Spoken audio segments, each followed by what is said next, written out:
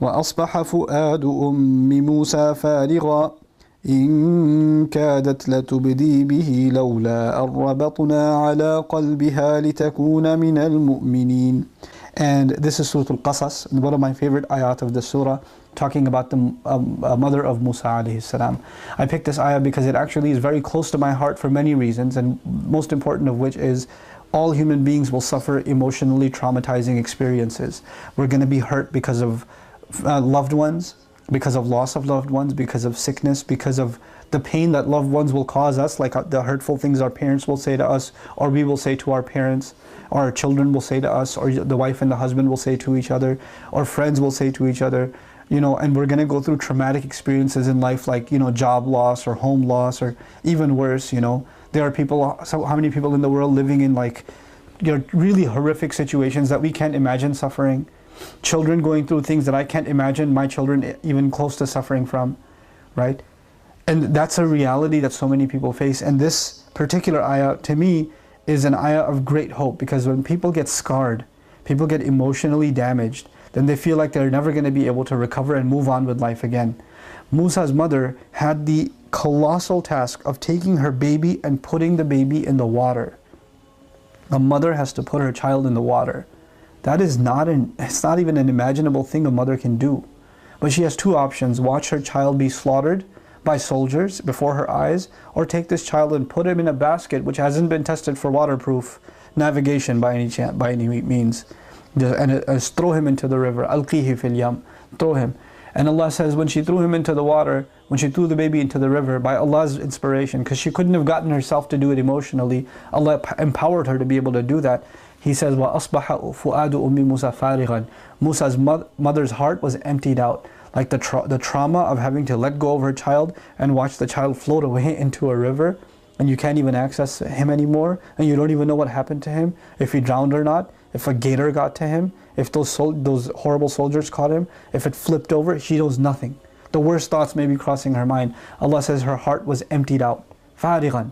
Her heart became emptied out, void of all emotion. You know, somebody hears like traumatic news and you go like this, and they don't blink. They don't talk, they're just quiet, they're emotionally paralyzed. That's the state she reached. In kadat latubdi bihi. She almost gave up her secret. She almost came out running and saying, that's my baby, that's my baby. But if she said that, he would have been killed. Now Allah says, لَوْلَا أَرَّبَطْنَا عَلَىٰ قَلْبِهَا. Had we not firmed her heart, had we not tied up her heart, had we not kept her heart together, Allah took her fu'ad, which was a heart that's inflamed. And in the same ayah, He used a different word for fu'ad, which is qalb. He calmed her heart down and brought her back to a normal state. And Allah is describing that He did that. You know, there are people that are emotionally traumatized and can never recover. Why not? Because Allah hasn't tied up their heart. Allah hasn't done that. We as human beings don't have the ability to emotionally recover sometimes, but we're learning in this ayah that Allah has the ability to let us heal and move on. Allah, you could say to yourself, I don't have the emotional capability of forgiving you. But Allah says, I'll tie your heart and I'll give you that ability. You can say in your heart, I'm too damaged by what happened. There's no way I can move on with my life. But Iman, faith in Allah, is enough for you to be able to move on with your life. لَوْلَا أَرَّبَطْنَا عَلَىٰ قَلْبِهَا. Had we not tied up her heart, لِتَكُونَ مِنَ الْمُؤْمِنِينَ, so she could be from those who truly believe. What mother can get over the trauma of putting her child in the water and not being able to see anymore? How is she going to get over that?